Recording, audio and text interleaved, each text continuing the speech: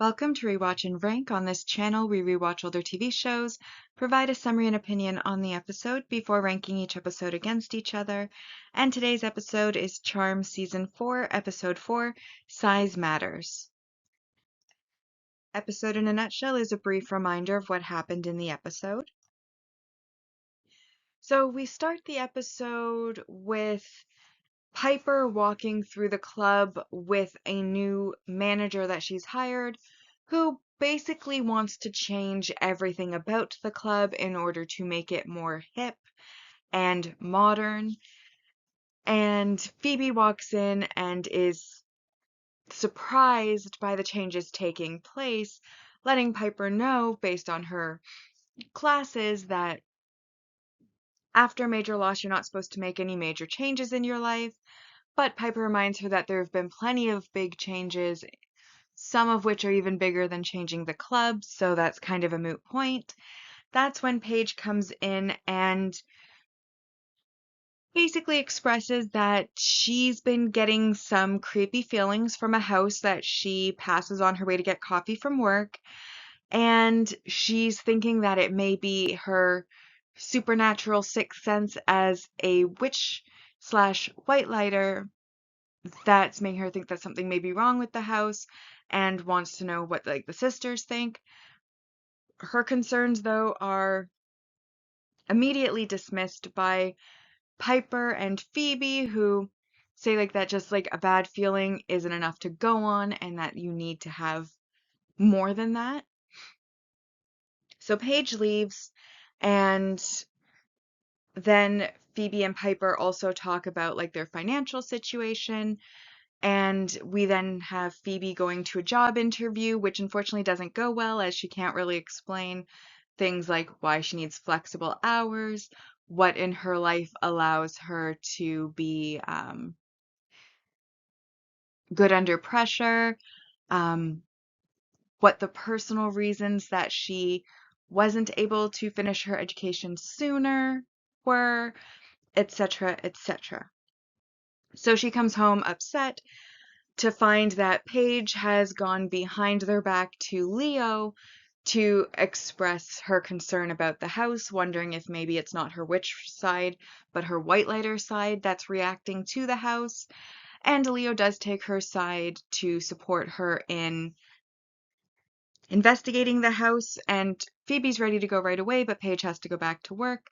Once Paige leaves, Leo tells Phoebe that he's not sure about Paige's feelings on the house, but that, she's new to the craft and that they should support her in her feeling that there's something with the house and at the very least investigate it.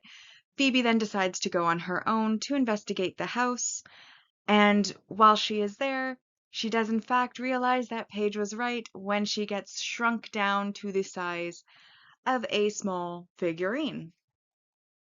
And she is then basically has to be on the run from Gamel chasing her through the house.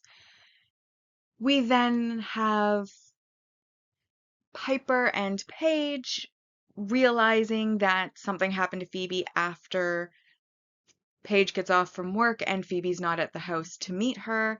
And even Leo says that she's now become a teeny tiny blip on his radar, and they wonder about what may have happened to cause that. So they then make up a plan. Phoebe is caught because she very foolishly decides to save the innocent that was brought to the house earlier in the episode and was set as a trap for her. Basically, she falls for the trap. So they end up being put aside. Then Paige lures out Finn, who is a golem created by Gamel, to lure in the women, and she lures him out to the spot, as P3 is now known, but it's too loud, so she then takes him back to her apartment, where he reveals the fact that he is a golem by the fact that he has no belly button. Meanwhile, Piper and Leo then investigate the house, and this reveals the fact that Phoebe is a charmed one, but Gamel doesn't attack them while they're in the house and allows them to orb away.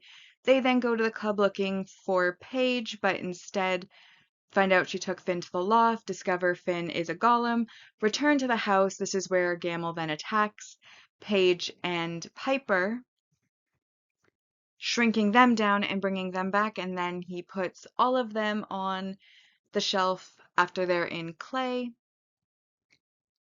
We then basically have Paige orbing for the first time at will, just in place, which causes the clay to break. She's then able to free Piper and Phoebe. They then steal Gamel's wand before shrinking him down, and once he's shrunk, they use a vanquishing spell to destroy him before they then all gather together at P3, or the spot, and Piper reveals that she has fired the new manager, that she couldn't make these changes, and then Leo takes them outside to heal the broken P3 sign, basically confirming that P3 is back. And that's where we end the episode. So now that we've been reminded what happens, it's time to rank the episode. As always, we'll be ranking on our mostly objective ranking, which uses set values to determine the score, and then the personal ranking, which is my opinion on the episode. So, our mostly objective rank values. We have our single episode supporting character introductions, and that is Finn and Gamel, and they are each worth 1 point. We then have a +4 for our multi-season character growth, which is the first time that Paige is able to orb at will, showing a greater control over her powers, which Piper walks her through doing, which also shows that their relationship is growing a little closer. That's also highlighted at the end when they heal the P3 sign and Piper admits that P3 is back, when at the time the sign was broken, she had said that it doesn't matter because there is no P3 anymore. Now she admits it's back because Paige is now included. Then we have another +4 for the world building, which is the fact that golems exist.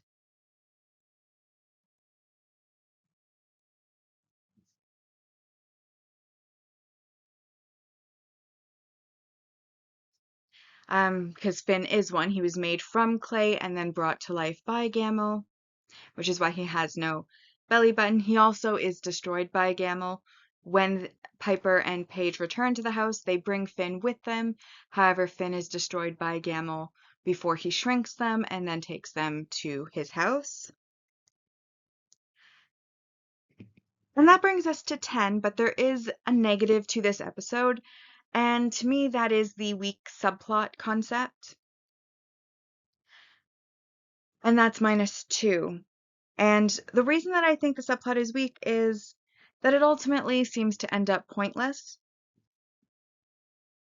At the start of the episode, they go through this big renovation of the club. Piper's hired a manager, is letting the manager change everything. He changes everything, which renovations cost a lot of money, so you just spent a bunch of money to allow him to renovate your entire club, and then within what I think in universe is maybe 1 or 2 days at most. Actually, I think it's all in 1 day. So within 1 day, you then decide, nope, I don't like this. I'm gonna change it back. And it just seems like a lot of wasted money, wasted time and labor, no real payoff or purpose to it.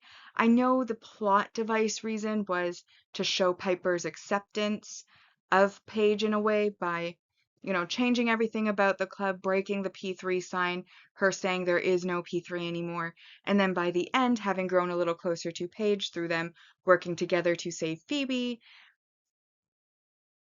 deciding that P3 is back, therefore acknowledging that Paige is now part of P3, which is nice, but I also feel like they're working together, Piper coaching Paige through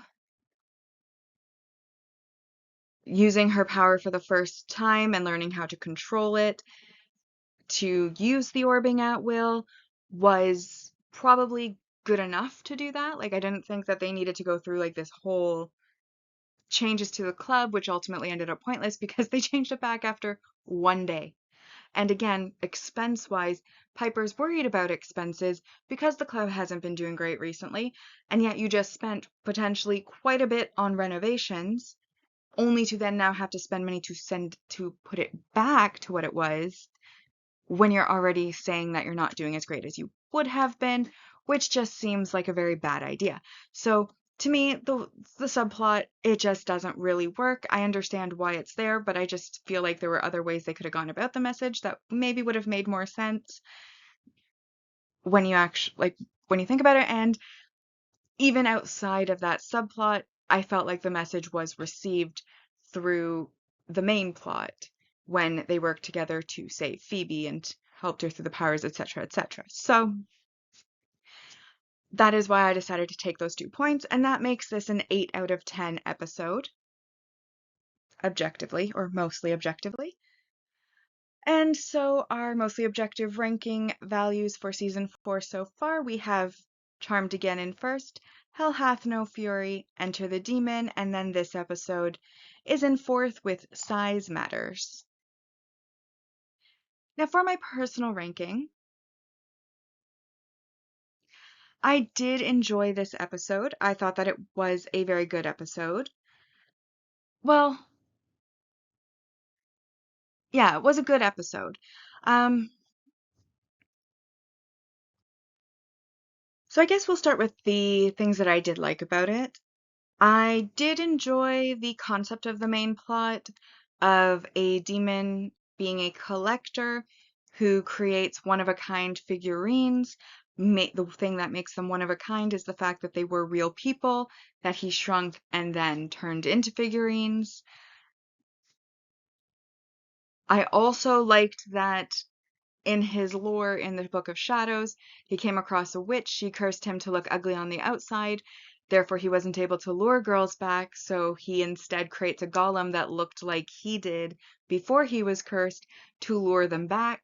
How that golem is starting to get a conscience and basically reveals everything to the charmed ones so that they know what they're up against, and then they go against him and win.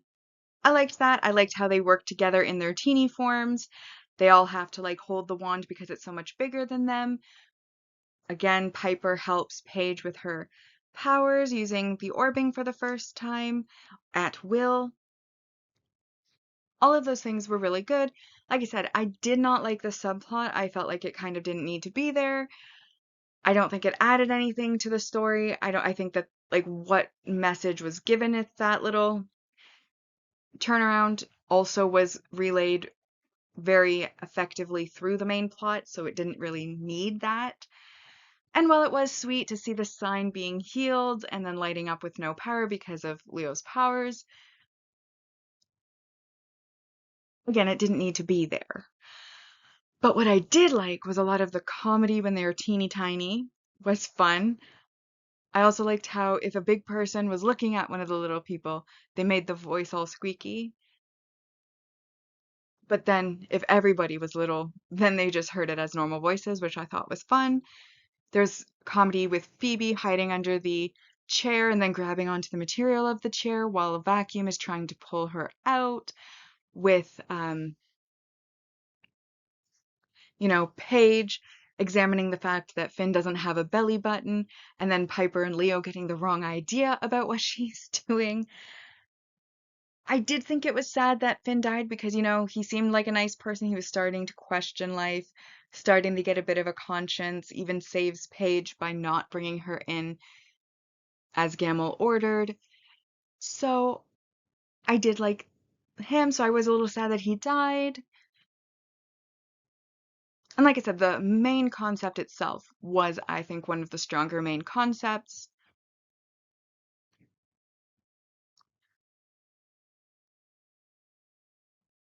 Basically, I don't have much to add beyond what was in the mostly objective ranking, to be honest. And my personal ranking for this episode, I felt 7 was fair because it's not perfect by any means, but the main flaw with it was that one subplot. The rest of it I felt was fine, actually good in some cases. You got to chuckle at some of the comedy that was in it, but like I said, there was that subplot I didn't like, and it wasn't the best episode that's ever existed, obviously. So, 7, I felt was fair. Bringing the personal ranking to Hell Hath No Fury. Charmed again. This episode comes in 3rd, Size Matters, and then Enter the Demon in 4th.